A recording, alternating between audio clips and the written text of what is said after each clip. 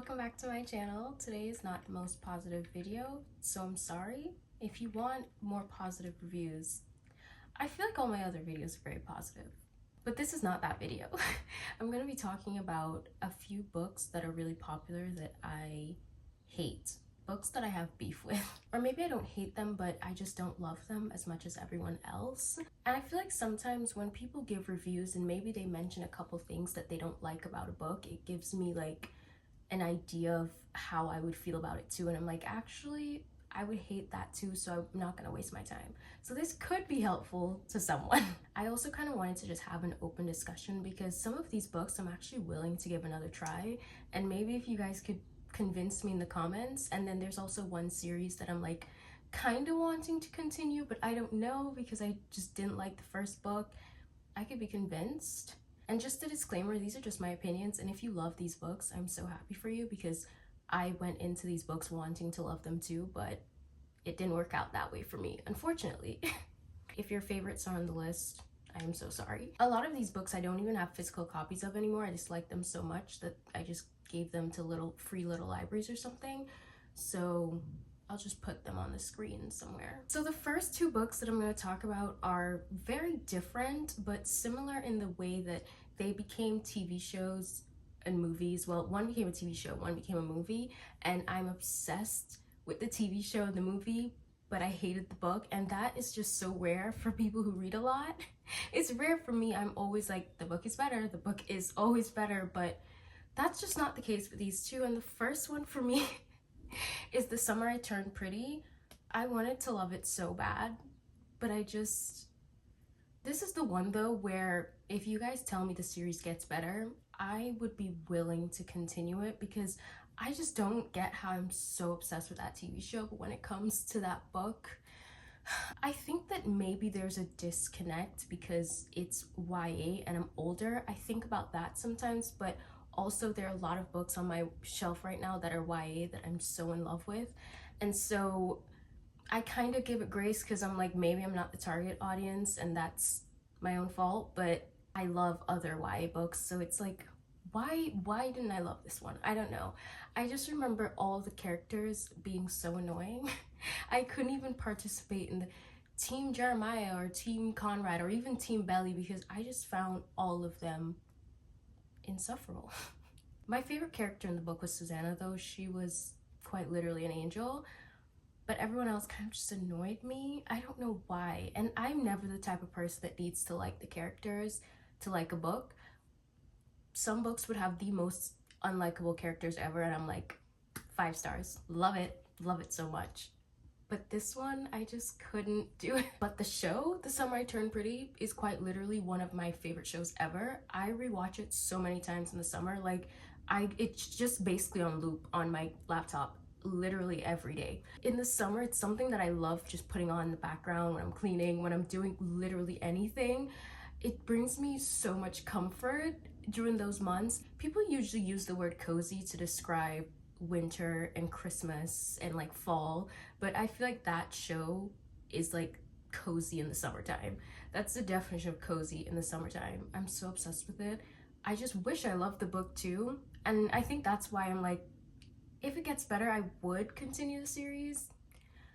If they stay like that, I don't know if I can. I remember I gave this a 3 stars on Goodreads. It was more like a 2.5, and those are like brownie points for the summer vibe. The vibe of the book, amazing, but people are so passionate about the Team Conrad, Team Jeremiah, so I kind of want to be in the loop of things. If you love this series, tell me down below if the books get any better. The second book I want to talk about is Call Me By Your Name. I also didn't like this, but I love the movie. I don't know what it is about this book. I just couldn't get into it. The writing was really good, but it's just the story. I wasn't into it. I honestly don't even remember like how I was feeling exactly when I read this. I just do remember I rated this 1 star in Goodreads, and I look back at that all the time. I'm like, that feels insane because that movie, also something else that is just always on loop on my computer in the summer.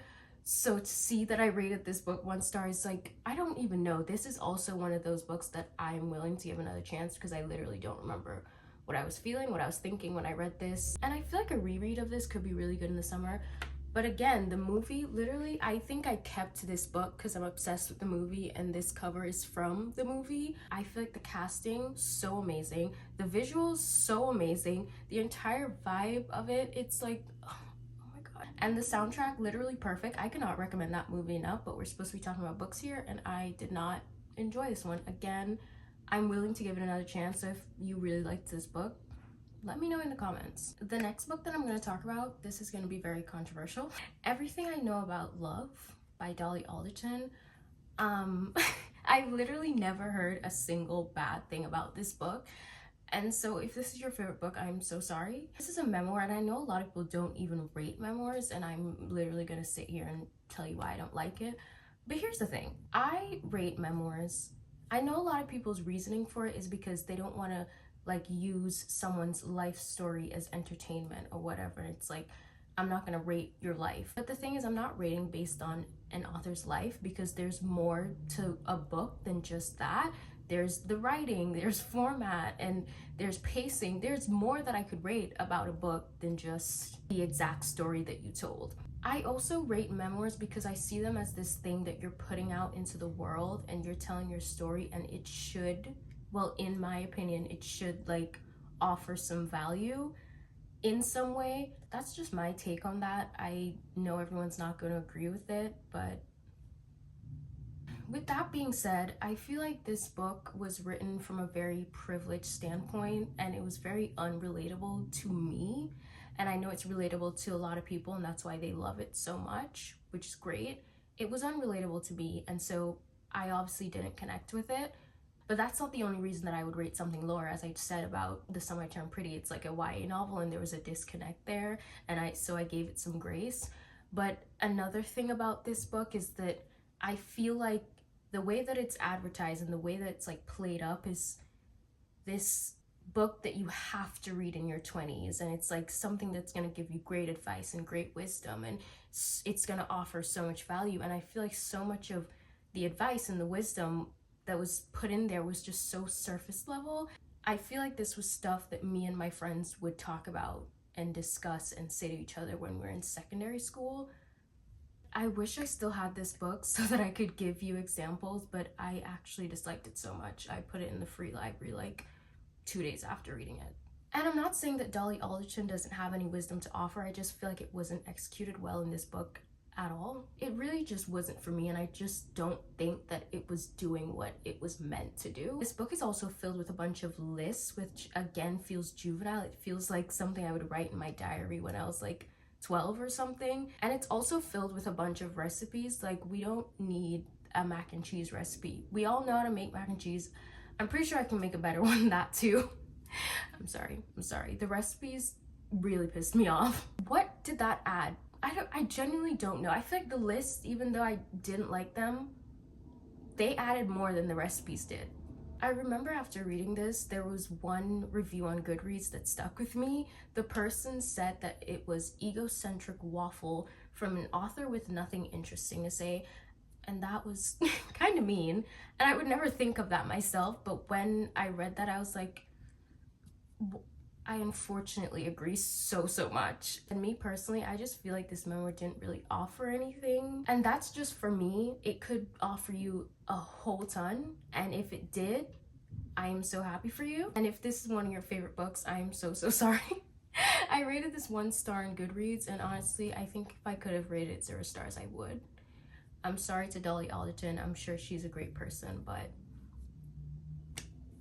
this is one of the most overhyped books I've ever read. This next one is a book that I know people love so much, and I just did not enjoy it. If he had been with me, the first thing I'm gonna say is, once again, it's a YA novel. There could have been a disconnect because I am old.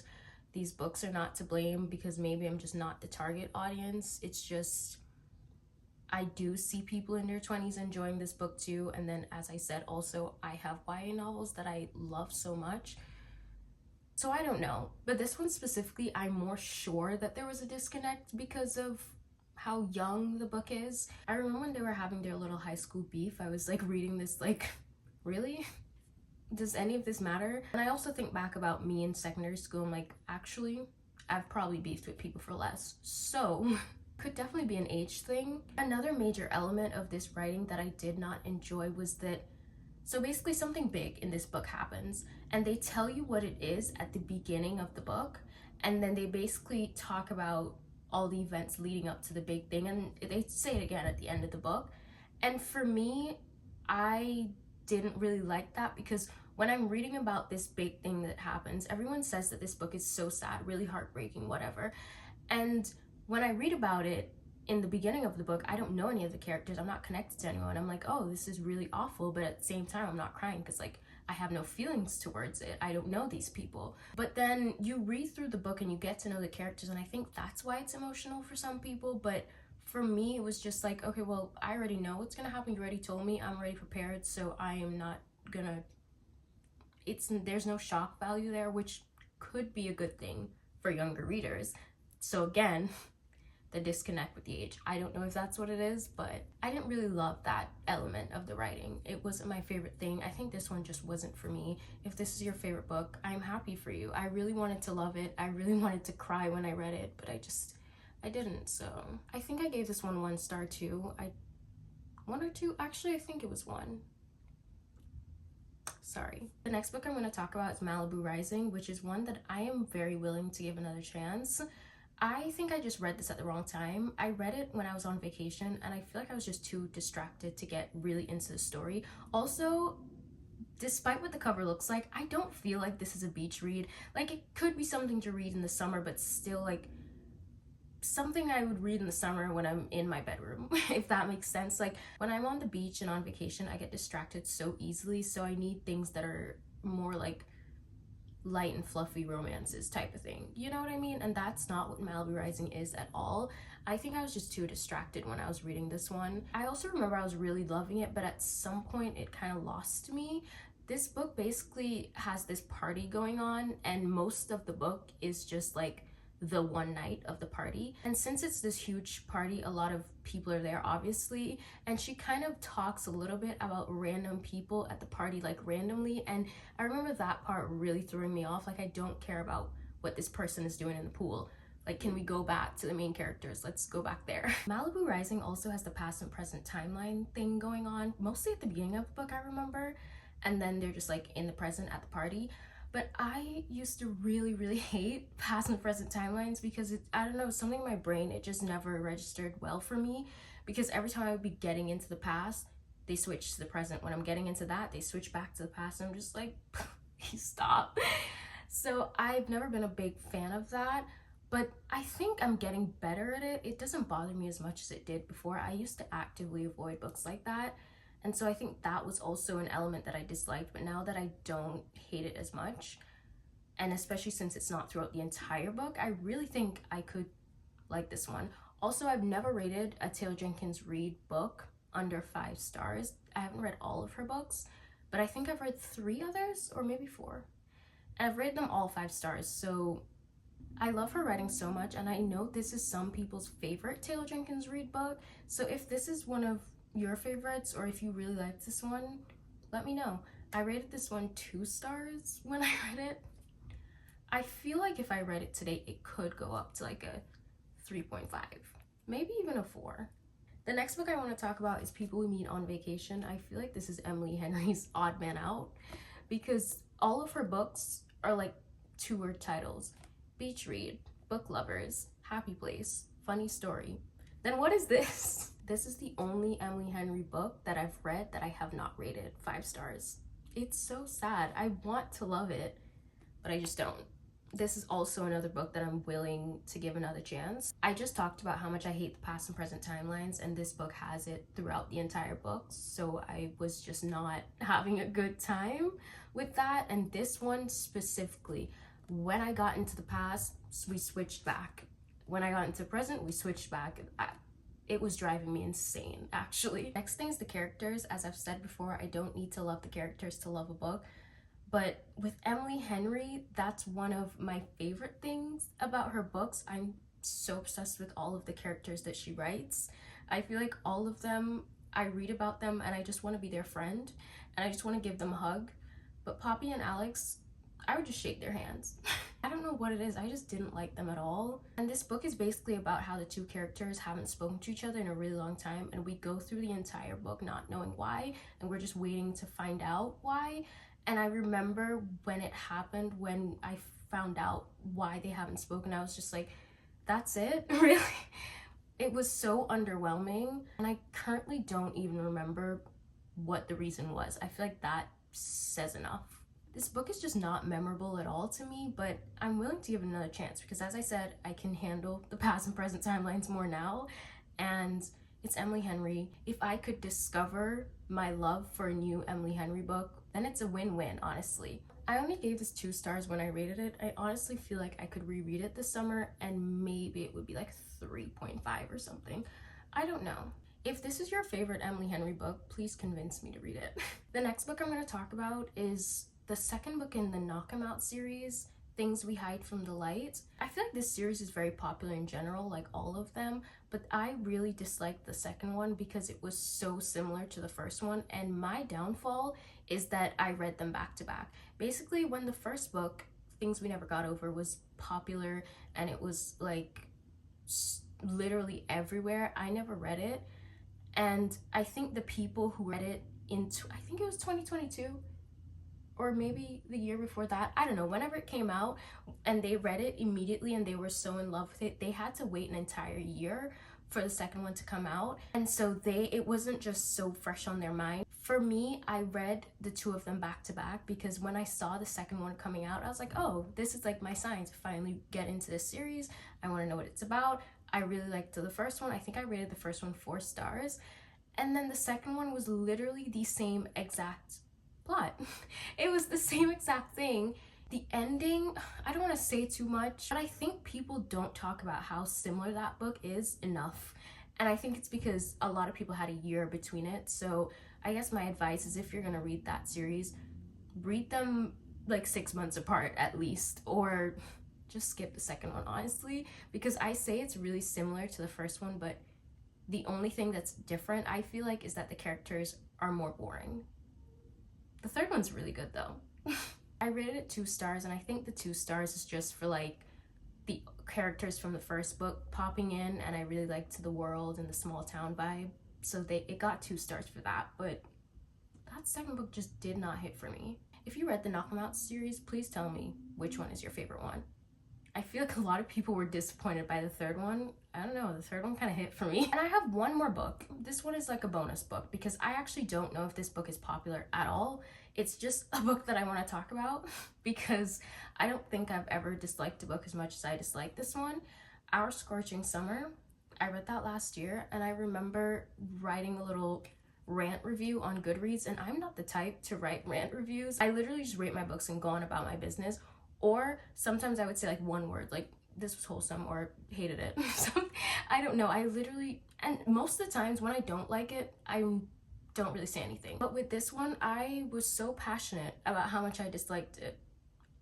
I had a whole little rant. My review goes, literally the worst thing I've ever read in my entire life, but I finished it because I feel like reading terrible books builds character, tolerance, and patience.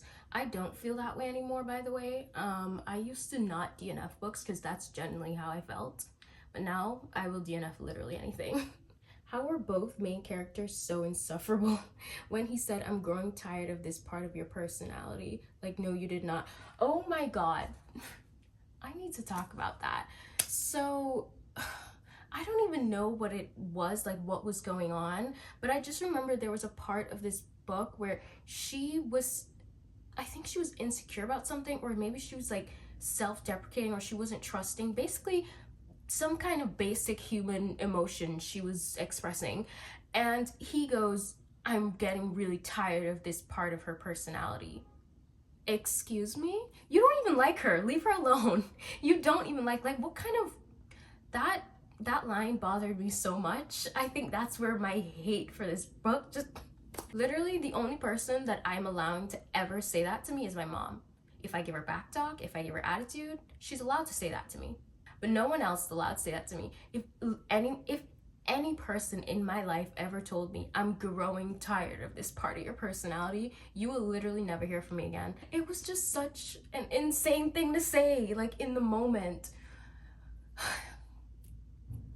I think it's just, I don't even remember what it was over, but I think it's because it was over something like an insecurity or something like she was self-deprecating. Like, I get it, those things can be, it can be annoying if someone is like insecure about something and you're like, you want to convince them not to be, or if someone isn't trusting and you want to convince them to trust, but these are human emotions. Anyway, so that's enough of me being a hater.